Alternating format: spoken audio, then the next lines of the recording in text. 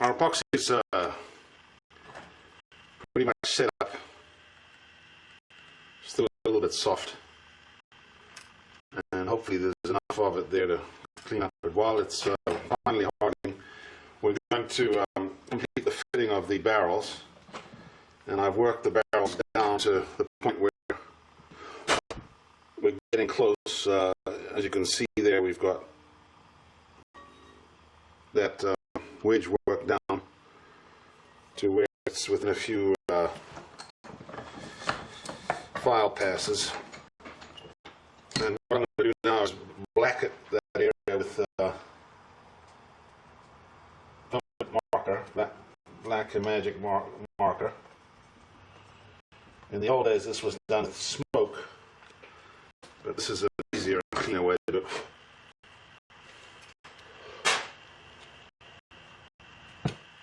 So I'll just get all the filings out of here.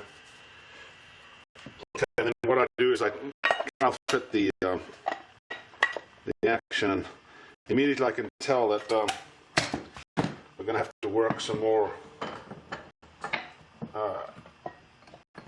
metal off the sides of the wedge here, because as it stands,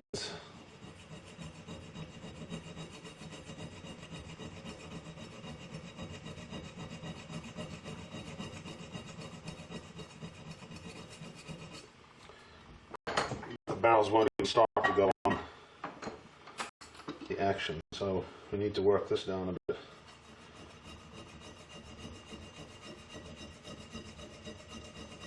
Get that nice and flush.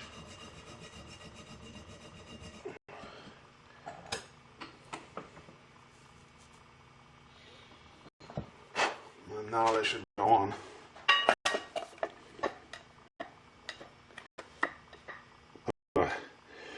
Alright, we're not even close here because the gun won't even begin to close. So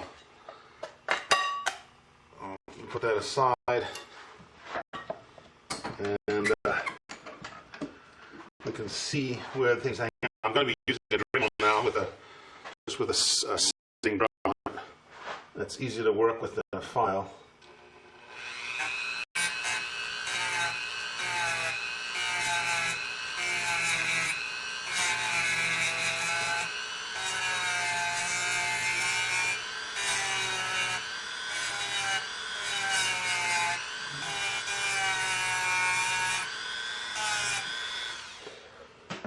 It also allows me to control where I take the metal off. Obviously, I'm going to take the metal off where I've got bright marks indicating contact. And a process of removing metal where we've got contact, I'm going to achieve as close as possible to perfect fit up of the barrels to the action, tighten everything up. So it's just a question of trial and error, really, until the barrels close just, until they only just allow the top lever to come back to center.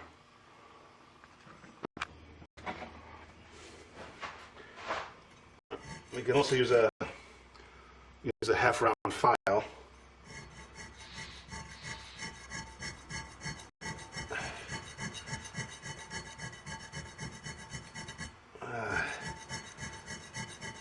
Which gives us a good even. It's helpful if the diameter of whatever tool you're using to work the dovetail down is close to the diameter of the hinge pin itself. And that way you'll get the right radius of curvature. That's going on a little easier, but it's still too tight.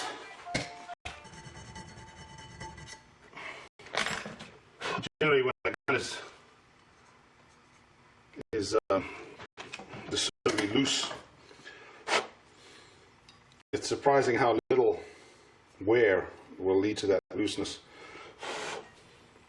It's over a question of a few thousandths, maybe 5 or 10, or in the case 15 thousandths of wear. But it's still not sitting down on the water table. I'm working a bit to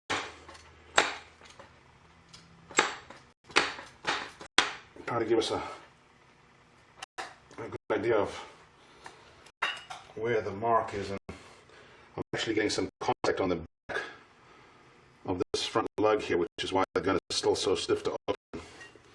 But I'm not going to work that down. I'm just going to keep working this down, and that'll free that surface up. Probably should put some grease on there to avoid galling, which I'll do this time around, because this action, unlike many vintage guns, this action seems to be quite dry. There's not a lot of sign of over lubrication, which showed up in the form of blackening of the stock head. You get an oil-soaked head on the stock, and that's quite common on all the guns. This gun doesn't show that at all. There's hardly any evidence of over-oiling, and I think this gun is actually quite dry. This action, I'll take care of that when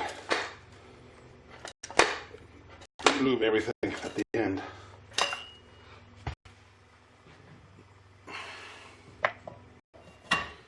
The gun wants to close now, but we're still not quite there.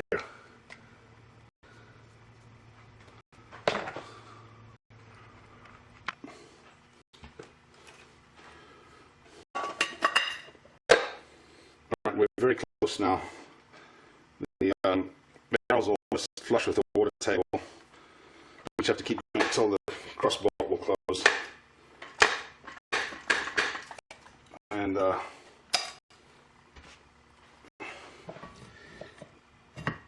then she'll be nice and tight. I can see the bright marks where we're making contact, and ideally, as we get down to the last little bit of material removal, this entire bearing surface will show contact.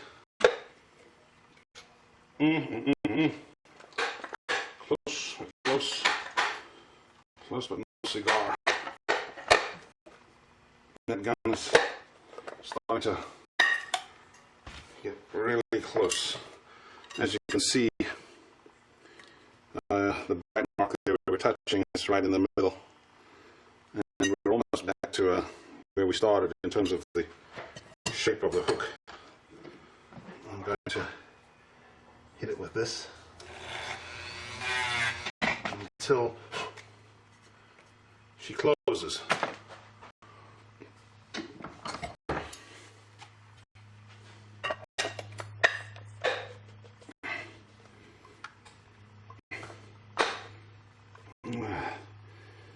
Boy, that's ever so close. Well, I haven't shown all of the iterations here because this is just a tedious, repetitive process, but if we push the side lever over it, it's now almost closed. So we're down to I can make it close all the way to really push it over. So we're down to our last iteration now, I think. And it shall be as tight as she ever was, or tighter. And we've got good contact almost the entire surface there. Replace the wedge down. Only the most skilled eye will be able to detect the repair, and it will be